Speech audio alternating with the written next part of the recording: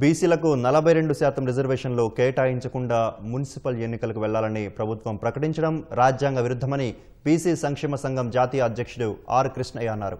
42% BC రిజర్వేషన్ల case కోర్టులో ఉండగా ఎన్నికలకు ఎలా వెళ్తారని ప్రశ్నించారు. కేసు తీర్పు వచ్చే వరకు వేచి ఉండకుండా ఎన్నికలు జరపడం బీసీలను దగా చేయడమే అని అన్నారు. న్యాయస్థానంలో కేసు తప్పకుండా గెలుస్తామని కృష్ణయ్య ధీమా వ్యక్తం చేశారు. కేసు కొలిక్కి వచ్చే వరకు మున్సిపల్ ఎన్నికలు వాయిదా వేయకపోతే బీసీల ఆగ్రహానికి గురికాక తప్పదని ఆర్ కృష్ణయ్య హెచ్చరించారు. బీసీలకు 42% రిజర్వేషన్లు ఇస్తామని ప్రకటించారు. మొన్న సర్పంచ్ అప్పుడే ఏదో పార్టీ సింబల్ ఉండదు, సర్పంచ్లో పెడదామంటే పోయినని విడిచిపెట్టాడు. ఇప్పుడు పార్టీ సింబల్ ఉంటుంది, కోర్టుల కేసు ఉంది, దీనికి పర్మిషన్ లేదు.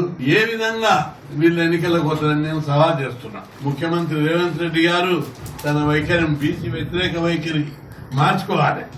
నిజంగా మీరు వాగ్దానం ప్రకారం 42 తోటి ఎన్నికలకు పోవాలి. మున్సిపల్ ఎన్నికలలో కూడా అడ్డగోలిగా 121 మున్సిపాలిటీలో 29-28% మాత్రమే కేటాయించి అన్యాయం చేశారు. ఈ వైఖరి మార్చుకోవాలి. రెండవది, అపోజిషన్ పార్టీలన్నీ బీసీలకు ఇంత అన్యాయం జరుగుతుంటే ఎందుకు నోరు మూసుకున్నారు?